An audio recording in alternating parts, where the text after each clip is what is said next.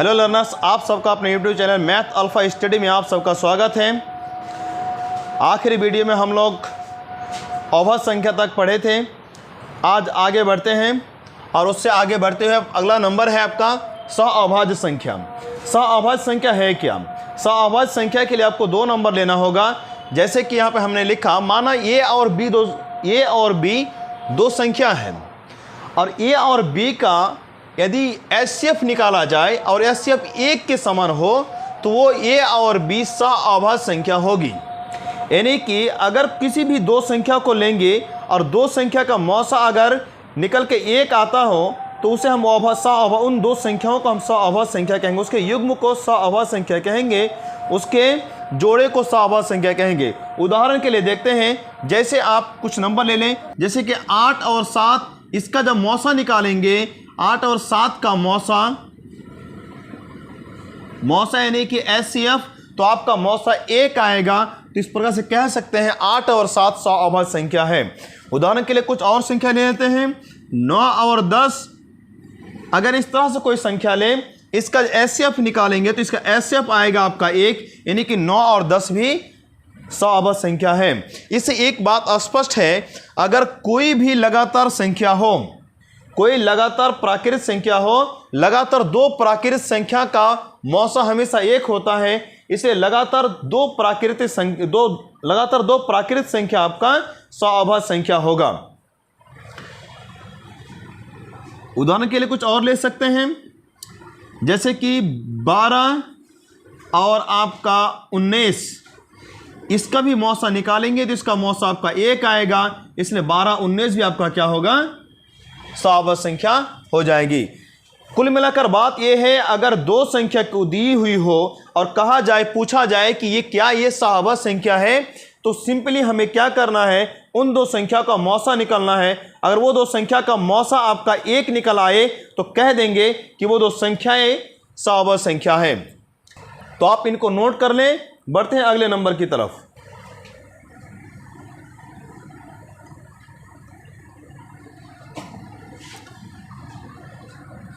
अगला नंबर है आपका परिमेय संख्या। परिमेय संख्या को आपका रेशनल नंबर कहते हैं। परिमेय संख्या को आपका रेशनल नंबर कहते हैं। परिमेय संख्या rational number, RATIONOAL, rational number.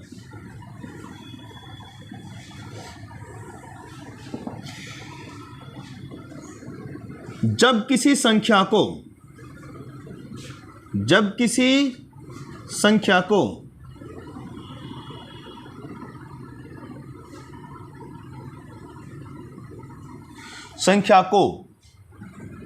P/Q के रूप में लिखा जा सकता हो, जहां Q बराबर 0 नहीं एवं P तथा Q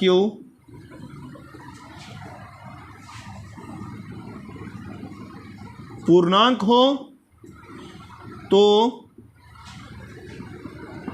उसे परिमेय संख्या कहते हैं।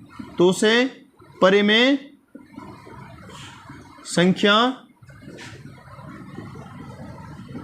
कहते हैं। परिमेय संख्या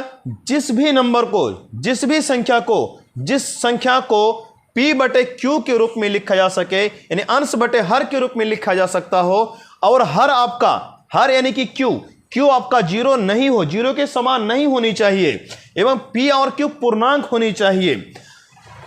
जो P/Q के रूप में हो और Q आपका 0 नहीं हो और P और Q पूर्णांक हो, तो ऐसी संख्याओं को हम परिमेय संख्या कहेंगे।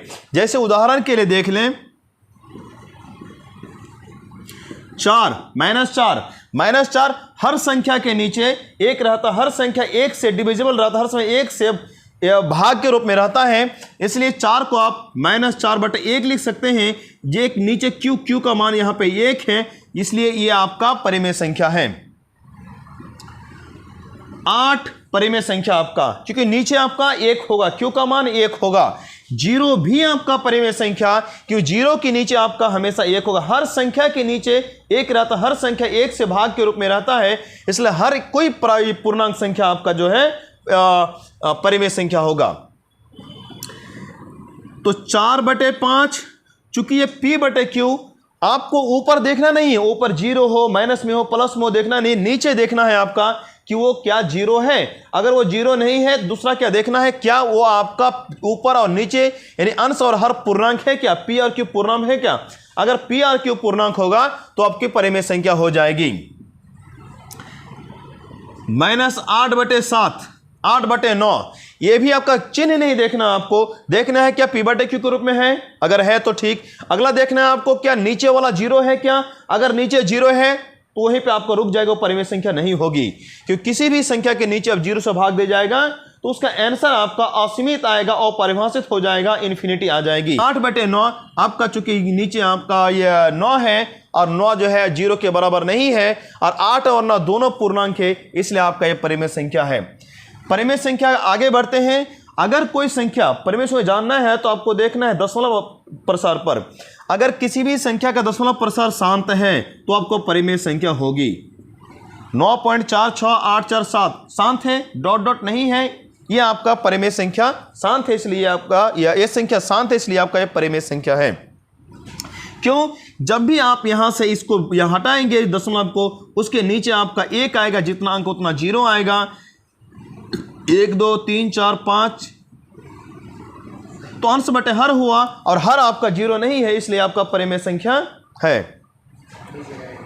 नीचे नहीं आया, ये भी नहीं आया।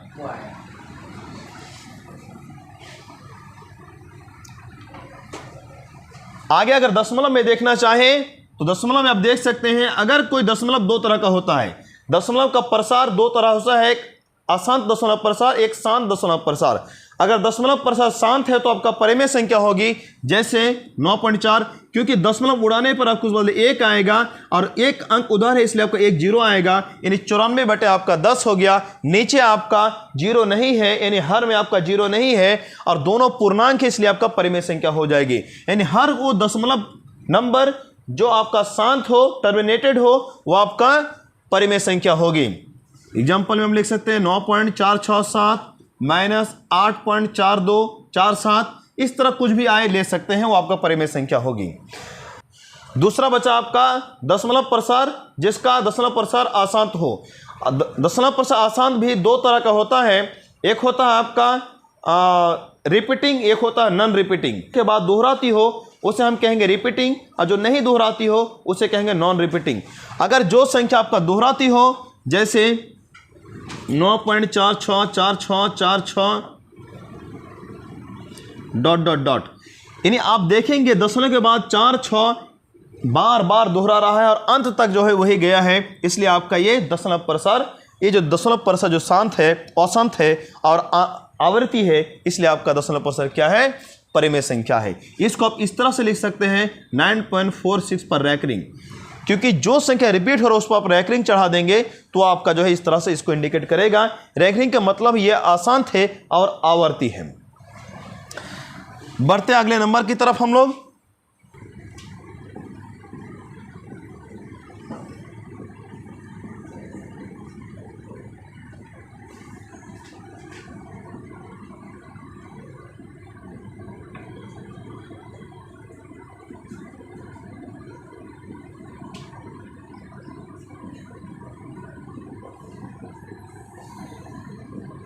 बढ़ते नंबर के अगले प्रकार की तरफ, जो आपका अपरिमेय है, इर्रेशनल नंबर।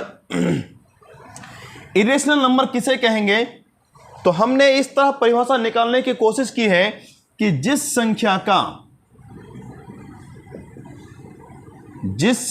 का दशमलव प्रसार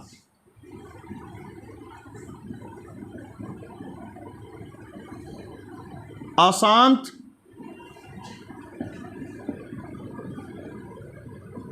और आवर्ती नहीं हो,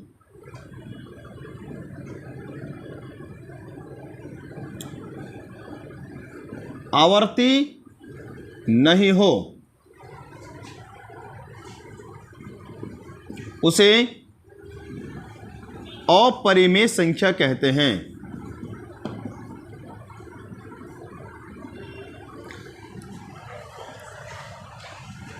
किसी भी संख्या का दशमलव प्रसार आप निकालेंगे, अगर उसका दशमलव प्रसार अशांत हो और आवर्ती नहीं हो, अनावर्ती हो, तो उस संख्या को हम अपरिमेय संख्या कहेंगे।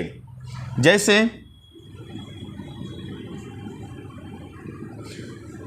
√6, √15, √20, कोई भी संख्या रूट के अंदर हो और उसका पूर्ण वर्गमूल नहीं हो, और वो पूर्ण वर्गमूल नहीं हो, उसका वर्गमूल पूरा पूरा ना निकले, तो आप वो संख्या आपकी जो है अपरिमेय संख्या होगी। क्यों? उसका अगर आप वर्गमूल निकालने की कोशिश करेंगे तो पाएंगे कि दशमलव के प्रसार अशांत होती है और वो कभी एक जैसा नंबर रिपीट नहीं होता है, अलग अलग नंबर आ दशमलव के बाद। तो ये नंबर का जब हम इस दशमलव प्रसार निकालेंगे, इसका वर्गमूल निकालने की कोशिश करेंगे, तो इसका दशमलव प्रसार अशांत होगा और आवर्ती भी नहीं होगी, अनावर्ती होगी। इसलिए कोई भी संख्या अगर रूट के अंदर हो और उसका दशमलव प्रसार पूर्णतः ना निकले तो आपका अपरिमेय संख्या होगी। दूसरा संख्या दशमलव में, अगर कोई दशमलव संख्या हो और उसका दशमलव प्रसार अशांत अनावर्ती हो, अशांत और अनावर्ती हो, तो वैसी संख्या अपरिमेय संख्या होगी। जैसे आप देखेंगे कि 4.50, 500, 500, 5 ... देखेंगे कि जीरो की संख्या धीरे धीरे इंक्रीज, एक एक करके इंक्रीज हो रही है, यानी ये संख्या आपका रिपीट नहीं हो रही है, इसलिए ये संख्या आपका जो है अपरिमेय संख्या है। इस तरह का कोई भी संख्या जो रिपीट नहीं हो रहा हो और उसका प्रसार अशांत हो, उन संख्याओं को हम अपरिमेय संख्या कहेंगे। कुछ और उदाहरण ले लें। 4 1, 4 1 1, 4 1 1, 4 ... इस तरह से ऐसे संख्या को हम अपरिमेय संख्या कहेंगे। अपरिमेय संख्या परिमेय को, अपरिमेय किसी भी संख्या को जोड़े, घटाए, गुणा करे, भाग दे, कोई भी क्रिया करे तो आपका वो अपरिमेय संख्या ही होगी। जैसे 4 + √2, चूंकि ये आपका अपरिमेय संख्या है इसलिए आपका टोटल अपरिमेय संख्या होगी। √2, 5√2, चूंकि √2 आपका अपरिमेय है इसलिए 5√2 भी आपका अपरिमेय संख्या होगी। 7√5 बटे √2, चूंकि ये दोनों आपका अपरिमेय संख्या है इसलिए टोटल आपका अपरिमेय संख्या होगी। इस तरह से कोई भी संख्या ले लें, चाहे वो माइनस के रूप में हो या प्लस के रूप में हो या गुणा के रूप में हो या डिवीजन के रूप में हो, अगर उसमें से एक भी नंबर आपका अपरिमेय निकल जाए तो संपूर्ण नंबर भी आपका अपरिमेय हो जाएगी। तो अगले बढ़ते हैं अगले नंबर के प्रकार की तरफ, जो इस प्रकार है वास्तविक संख्या। वास्तविक संख्या, रियल नंबर।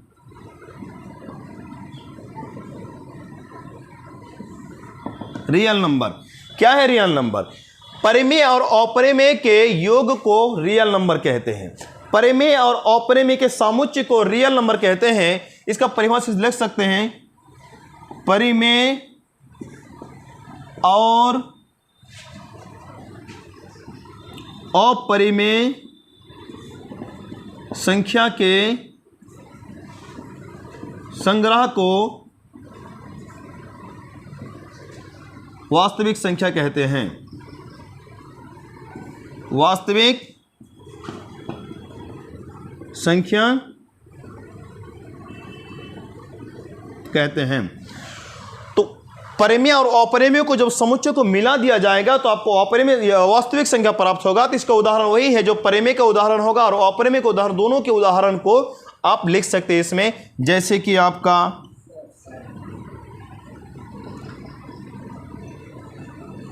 √9, -9, -5/8, 0, √5, √7/5 etc. ये आपका हो जाएगी वास्तविक संख्या। संख्या का अगला प्रकार की बात करें तो आपका वो होगी अभाज्य संख्या, काल्पनिक नंबर।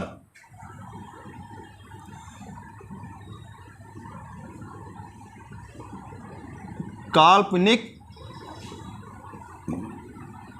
संख्या, इमेजिनरी